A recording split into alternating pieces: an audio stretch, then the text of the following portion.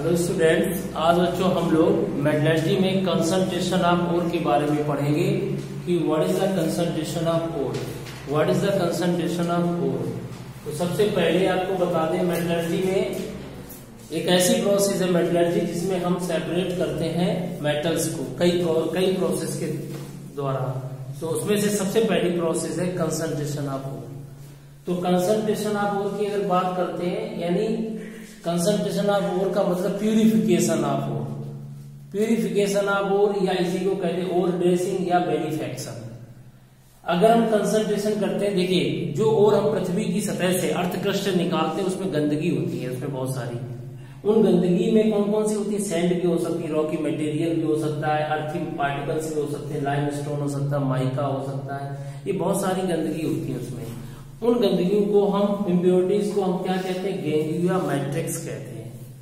इन ganglia matrix को निकालने की जो प्रोसेस होती है उसे हम कहते हैं कंसंट्रेशन ऑफ ओर।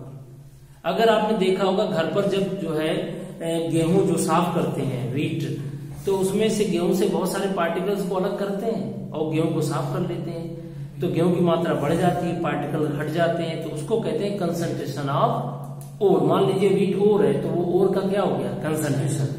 तो कंसंट्रेशन ऑफ ओर एक ऐसी प्रोसेस है जिसमें हम ओर की सफाई करते हैं।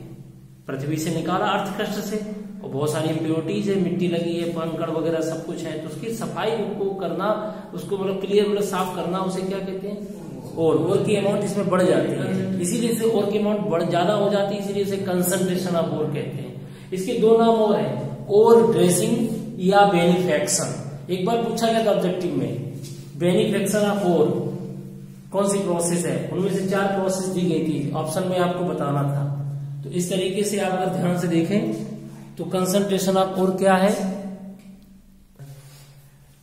तो किस तरीके से कंसंट्रेशन ऑफ ओर में, टू रिमूव अनवांटेड सब्सटेंस और impurities from ore, to remove unwanted substance और impurities from ore is called concentration of ore. These impurities are called ganglion matrix। इसी impurities को ganglion matrix कहते हैं। और जो ganglion matrix होते हैं वो सैंड, रॉकी मटेरियल, अर्थी पार्टिकल, लाइमस्टोन, माइका होता है। इस प्रोसेस का दो नाम है, ओर ड्रेसिंग और बेनिफेक्शन। There are various methods for the concentration of ore। Number 1 method है हैंड पिकिंग। बहुत सारी इम्प्योरिटीज दिखाई पड़ती है, बड़े पार्टिकल्स होते हैं, उनको अपने हाथ से निकाल सकते हैं, तो ये क्या आ गया आपका? Hand picking method. ओके। दूसरा मेथड होता है फोर्थ फ्लोटेशन प्रोसेस। ये बड़ा पूछा जाता है एग्जाम में, अगर आप जब भी मेटलर्जी पढ़ते हैं तो फोर्थ फ्लोटेशन प्रोसेस जरूर आती है। तो इसे हम हिंदी में कहते हैं झाग प्लवन विधि, इसमें झाग बनता है, फोर्थ फ्लोटेशन प्रोसेस।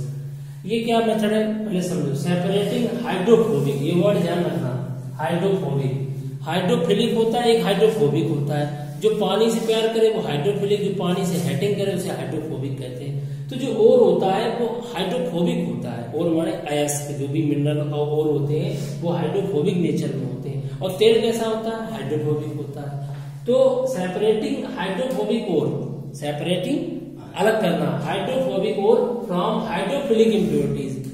कुछ इम्प्योरिटीज होती पानी से प्यार करती है, कुछ इम्प्योरिटीज होती है पानी से प्यार करती है, मतलब वो हाइड्रोफिलिक होती है, जैसे क्ले है, कुछ और चीजें हैं। तो वो और कैसा है? हाइड्रोफोबिक। इम्प्योरिटीज कैसी है? हाइड्रोफिलिक। तो सेपरेट हो जाएंगे।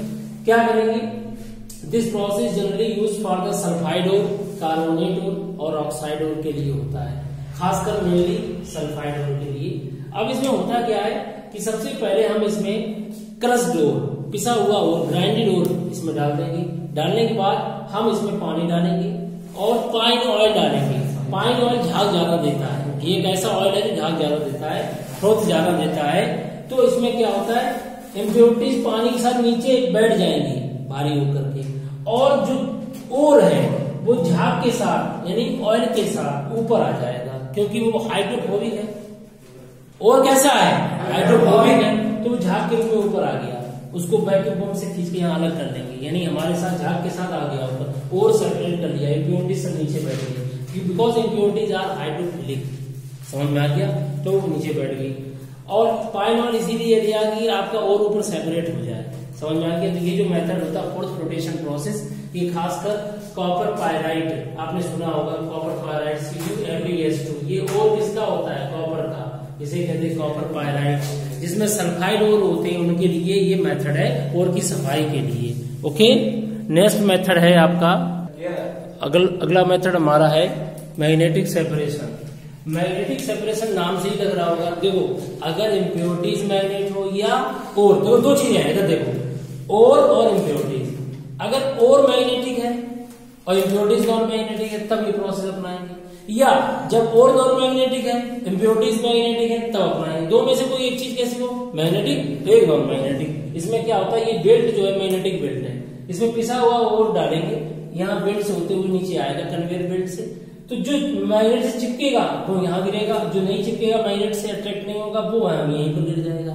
तो नॉन मैग्नेटिक मटेरियल यहाँ आ जाएगा, मैग्नेटिक मटेरियल यहाँ पर हो जाएगा। इस तरीके से हम मैग्नेटिक नॉन मैग्नेटिक चीज को अलग कर लेंगे। अब this method is use for खासकर क्रोमाइट ओर। क्रोमाइट ओर में आपका ये फार्मूला है क्रोमाइट ओर का, FeMgCrO2 का होल ट्वाइस। इसमें क्रोमियम मैग्नीशियम आयरन है, ये सब के सब मैग्नेटिक है, तो ये कहां पर आएंगे, यहाँ पर आएंगे, और इसके साथ में जो इम्प्योरिटीज होंगी वो यहाँ पर आ जाएंगे। इसी तरीके से कैसेटेराइट, ये और टिन का है SnO2। ये भाई साहब SnO2 नॉन मैग्नेटिक होता है, टिन कैसा होता है, नॉन मैग्नेटिक, तो ये यहीं पर गिर जाएगा। और इम्प्योरिटीज मैग्नेटिक थी, कैसेटेराइट में टिन ऑक्साइड SnO2 में आयरन क्रोमियम की इम्प्योरिटीज है, तो आयरन क्रोमियम मैग्नेट होता है, तो मैग्नेट इम्प्योरिटीज यहीं आ जाएंगी और टिन का ऑक्साइड तुम्हारा यहाँ पर आ जाएगा। इस तरीके से जब मैग्नेटिक और नॉन मैग्नेटिक बात आती है तो सेपरेशन मैग्नेटिक सेपरेशन मेथड से करेंगे। ओके, फोर्थ मेथड है ग्रेविटी सेपरेशन या लेविगेशन। बच्चों, ग्रेविटी सेपरेशन, ग्रेविटी माने डेंसिटी, या डेंसिटी से मतलब है दो चीजें हैं, एक डेंसिटी कम एक डेंसिटी ज्यादा, उसको हम हटा सकते हैं। इसमें क्या होता है, इसमें ओर इज गेंग्यू, ओर एंड गेंग्यू क्या है, impurities, get separated on passing with stream of running water. जब हम रनिंग वाटर पानी आ रहा है तो कुछ इम्प्योरिटीज पानी के साथ भारी होकर अलग हो जाते, वहीं रह जाएंगी, और कुछ हल्की होती है वहां रनिंग वाटर के साथ बह जाएंगी। तो हल्के पार्टिकल बह जाते हैं और भारी पार्टिकल वहीं पर रह जाते हैं। तो इस तरीके से चीजों को हम सेपरेट कर लेते हैं, किसके आधार पर, due to the difference of density, density के आधार पर। क्योंकि पानी के साथ कुछ भारी हो जाए वो डेंसिटी ज्यादा है, जो हल्के पार्टिकल होंगे वो रनिंग वाटर के साथ उड़ जाएंगे, हट जाएंगे। इस तरीके से क्या होगा, हम इम्प्योरिटीज को सेपरेट कर लेंगे। होता क्या है, सिल्वर है, गोल्ड है, टिन है, जितने भी आयरन है, जितने भी ये तुम्हारे ऑक्साइड है और है, ये भारी होते हैं, ये कैसे होते हैं, हैवी होते हैं।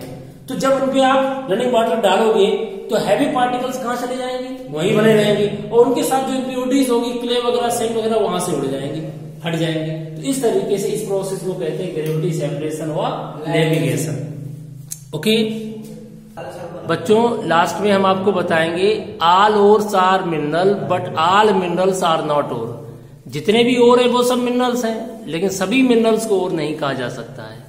तो बच्चों, आज का हमारा टॉपिक मेटलर्जी में कंसंट्रेशन ऑफ ओर आपको कैसा लगा, कमेंट्स करना मत भूलिएगा।